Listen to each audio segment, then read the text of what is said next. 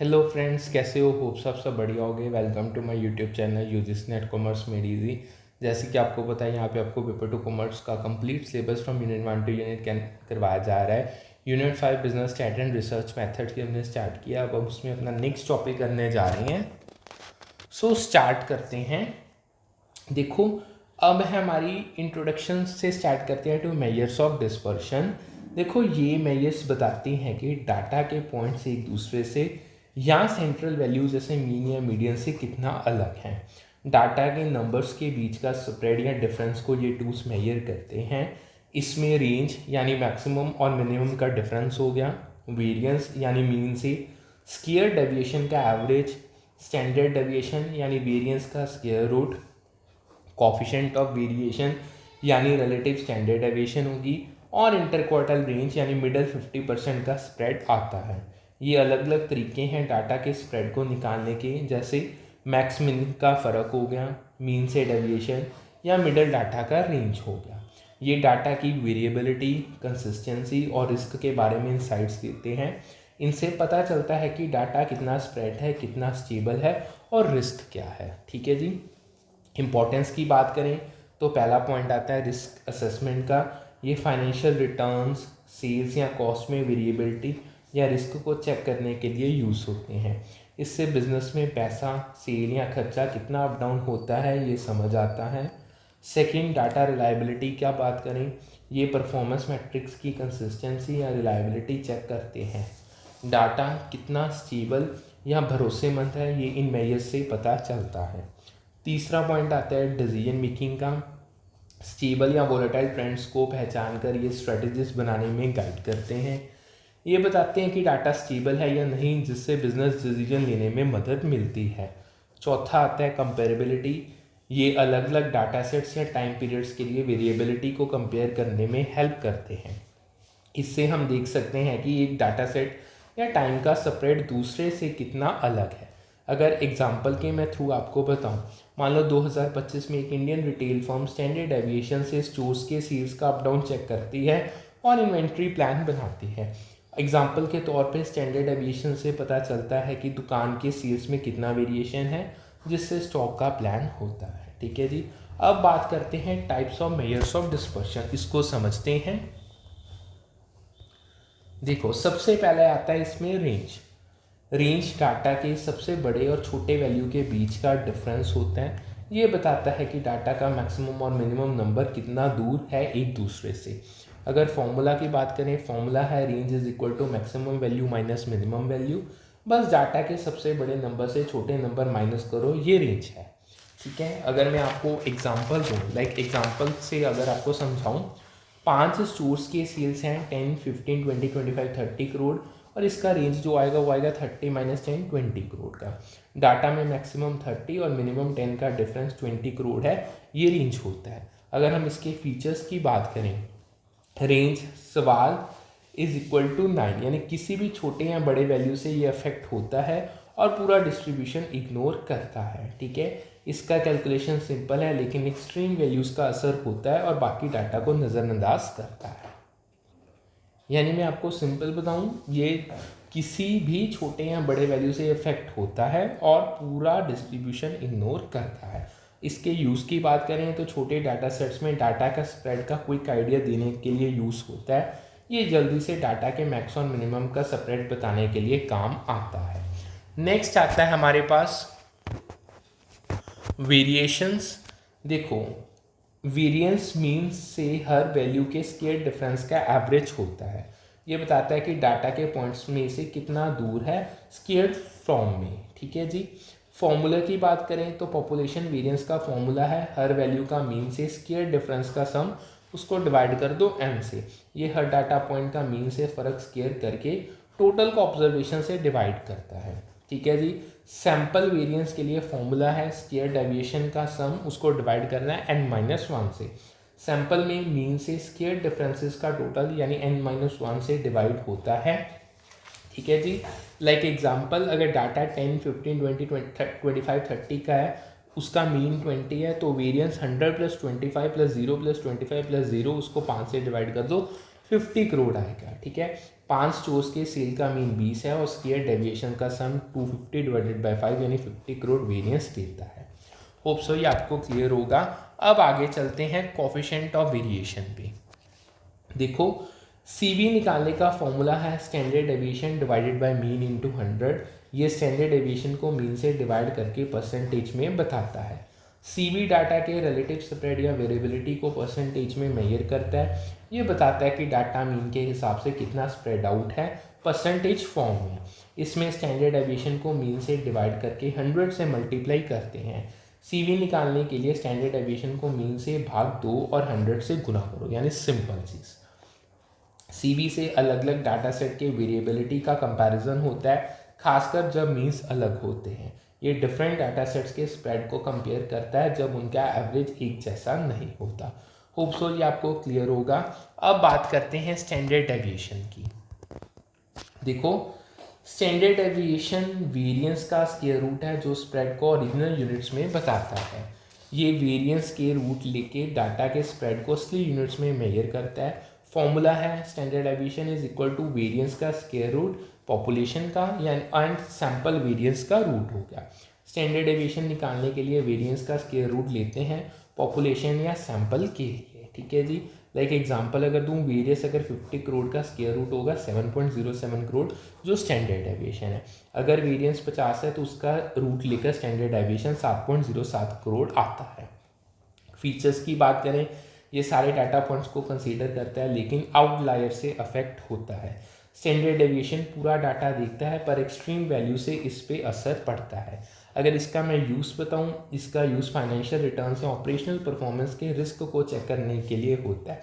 ये बताता है कि पैसा या ऑपरेशंस में कितना रिस्क या वेरिएबिलिटी है। अब एक क्वेश्चन समझो प्रीवियस ईयर। देखो स्टैंडर्ड डेविएशन कभी 0 हो सकता है अगर सारे डाटा पॉइंट सेम हो। अगर डाटा में कोई वेरिएशन नहीं है तो स्टैंडर्ड डेविएशन 0 हो जाता है। Next mean deviation usually standard deviation का लगभग 80% होता है। मीन डेविएशन जो एब्सोल्यूट डेविएशंस का एवरेज है अक्सर स्टैंडर्ड डेविएशन का 80% होता है। ये प्रीवियस ईयर क्वेश्चन है। देखो मीन डेविएशन मीन से एब्सोल्यूट डिफरेंस का एवरेज निकल के डिस्पर्शन बताता है निकालकर, यानी ये मीन से हर वैल्यू का फ़र्क लेकर उसका एवरेज बनता है। डाटा के डिस्ट्रीब्यूशन के हिसाब से मीन डेविएशन और स्टैंडर्ड डेविएशन का रिलेशन अलग हो सकता है लेकिन अक्सर 80% ही होता है। हर डाटा सेट में अलग हो सकता है पर mean deviation usually standard deviation के 80% चलता है, मैं आपको बता चुका हूँ। अब क्वार्टाइल डेविएशन की बात करें तो क्वार्टाइल डेविएशन स्टैंडर्ड डेविएशन का लगभग 2/3 होता है लेकिन ये यूनिवर्सल रूल नहीं है। ये स्टैंडर्ड डेविएशन का 2/3 हो सकता है पर हमेशा नहीं होगा।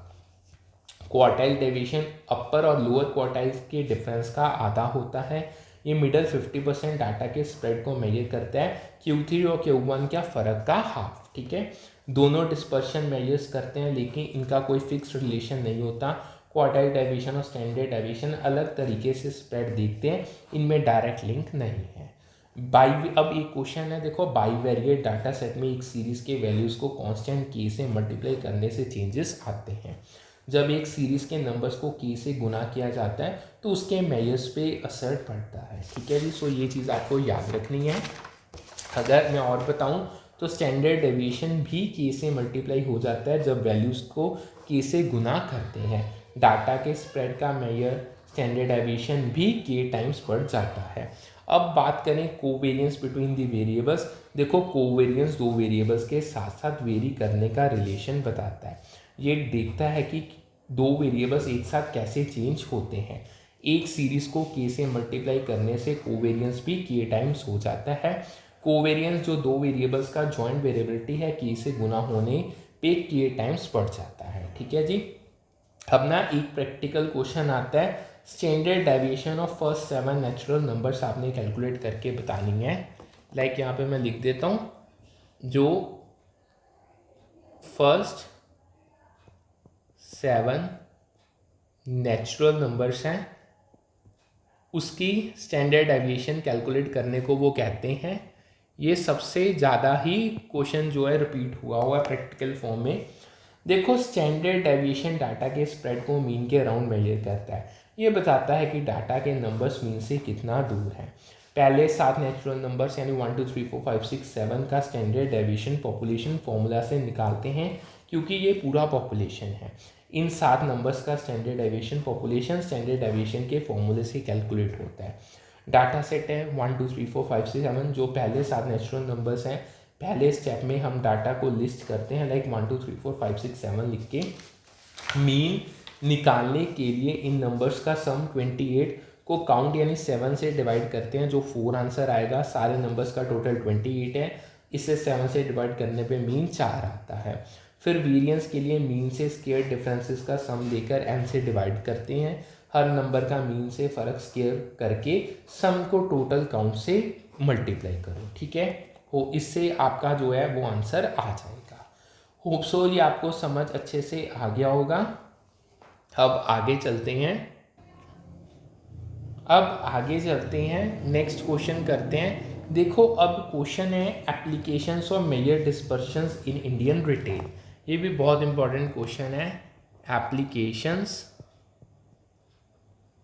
Of measures of dispersion in Indian retail.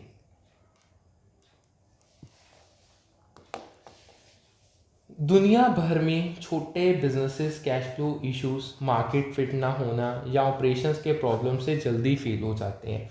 Small businesses अक्सर पैसे के फ्लो, गलत मार्केट फिट या ऑपरेशंस में दिक्कत की वजह से शुरू के कुछ सालों में बंद हो जाते हैं। इंडियन रिटेल में ये प्रॉब्लम्स और बड़े होते हैं क्योंकि कंपटीशन ज़्यादा है, कस्टमर प्रेफरेंसेस बदलते रहते हैं और सप्लाई चेन कॉम्प्लिकेटेड है।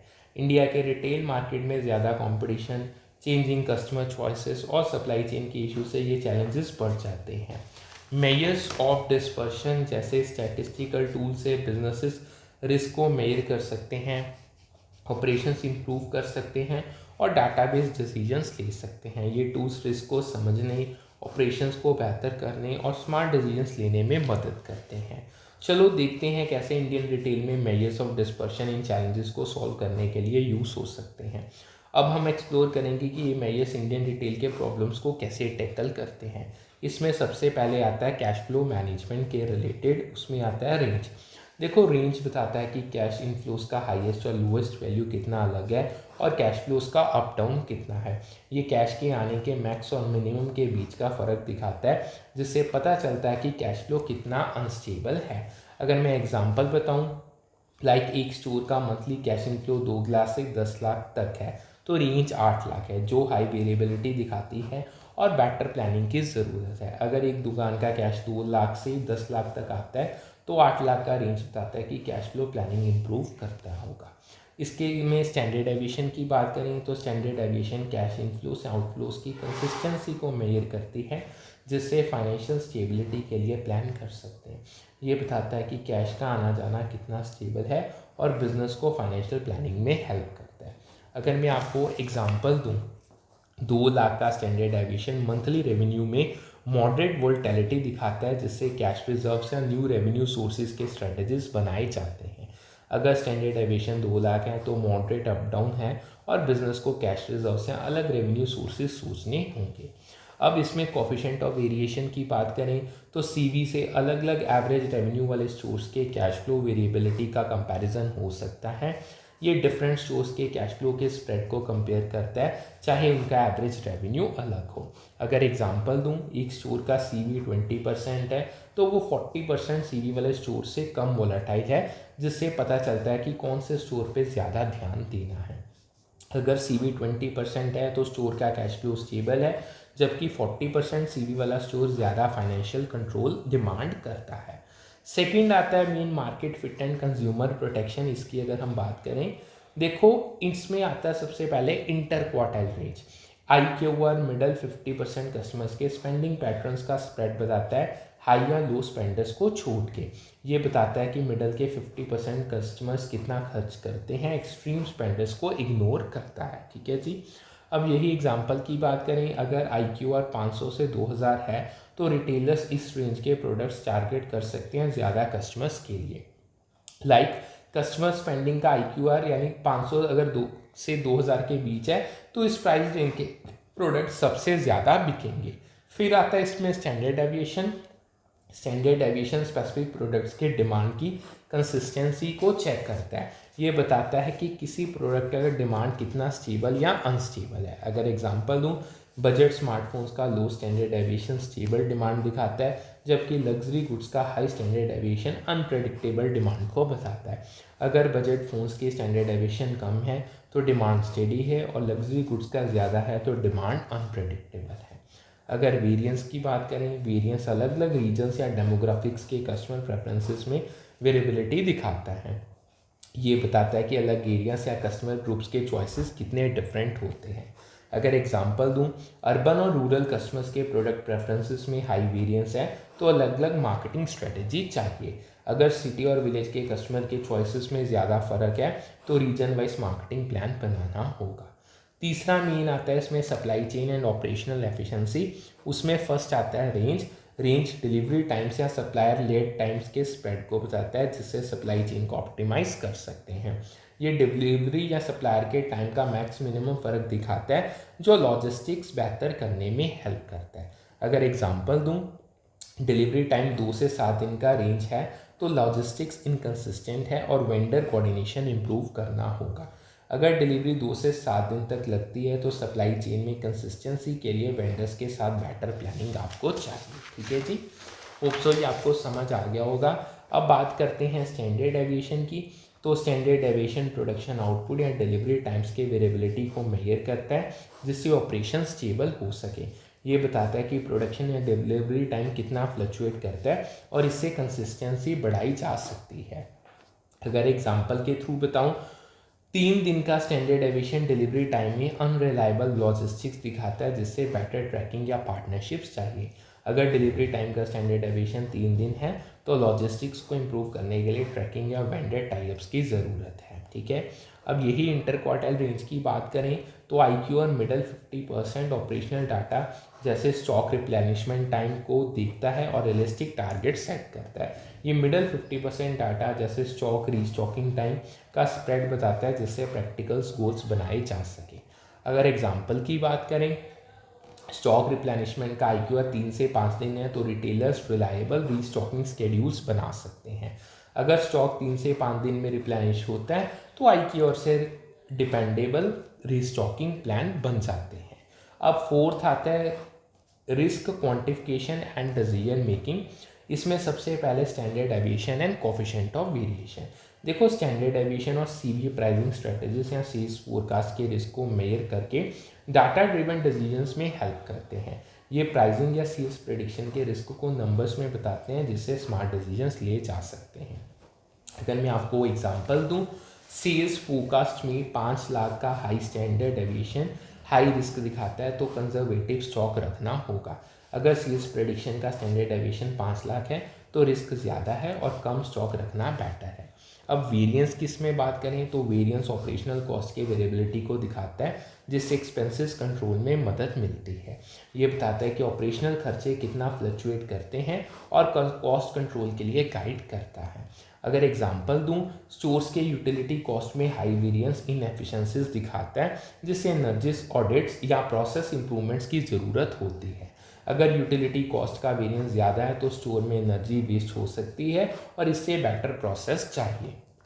अब इंटर क्वार्टाइल रेंज की बात करें, IQR स्क्यूड डाटा जैसे कस्टमर वेट टाइम्स के वेरिएबिलिटी को मेजर करता है और कस्टमर एक्सपीरियंस इंप्रूव करता है। ये अनइवन डाटा में स्प्रेड को देखता है, जिससे वेट टाइम्स और कस्टमर सेटिस्फेक्शन बढ़ाने में हेल्प करता है। अगर एग्जांपल दूं, चेकआउट टाइम का IQR 5 to 10 मिनट है तो ज़्यादा कस्टमर इस रेंज में वेट करते हैं, जो स्टाफिंग डिसीजंस गाइड करता है। अगर IQR 5 से 10 मिनट है चेकआउट के लिए तो स्टाफ प्लानिंग के इसके हिसाब से कर सकता है। होप सो ये आपको अच्छे से समझ आ गया होगा।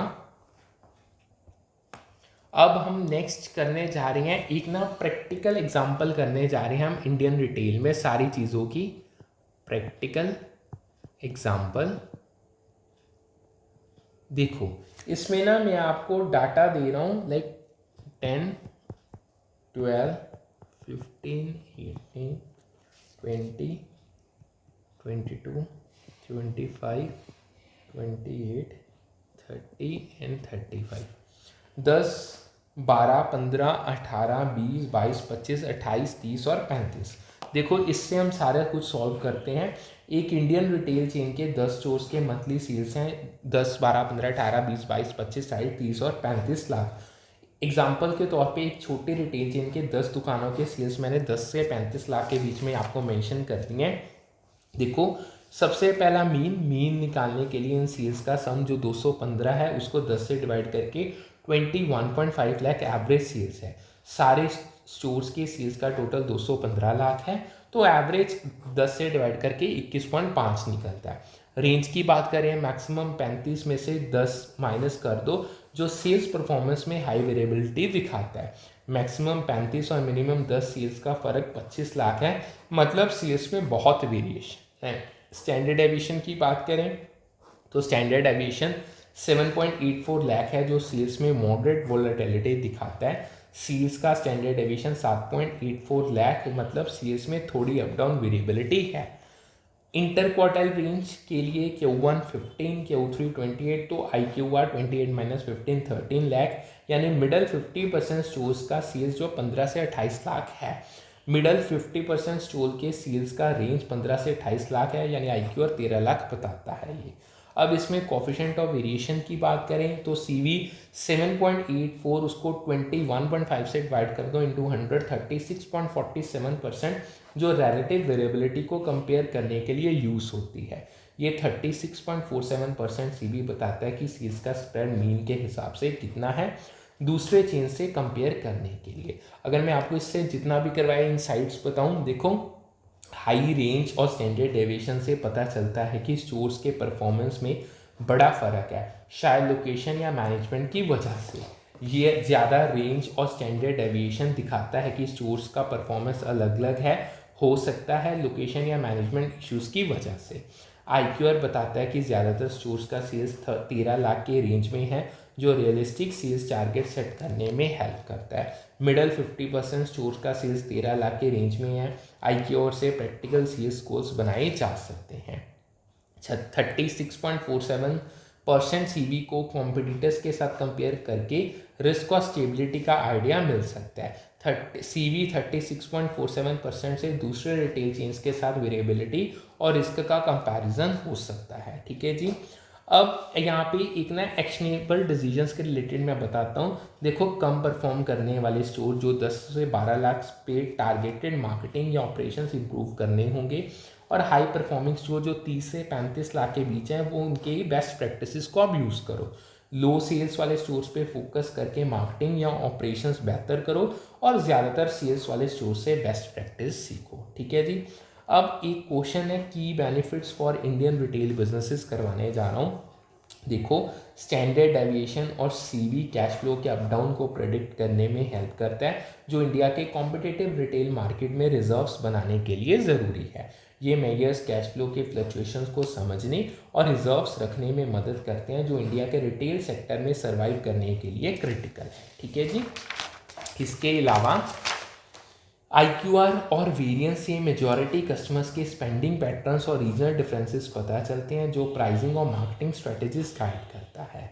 ये बताता है कि ज़्यादातर लोग कितना खर्च करते हैं और रीजन्स के अलग अलग पैटर्न, जिससे मार्केटिंग और प्राइसिंग प्लान बनता है। अब ऑपरेशनल ऑप्टिमाइजेशन की बात करें, रेंज और स्टैंडर्ड डेविएशन सप्लाई चेन या प्रोडक्शन के इनएफिशिएंसीज दिखाते हैं, जिससे कॉस्ट सेविंग मेजर्स लिए जा सकते हैं। ये सप्लाई चेन या प्रोडक्शन के प्रॉब्लम्स को हाईलाइट करके खर्चे कम करने के तरीके सजेस्ट करता है।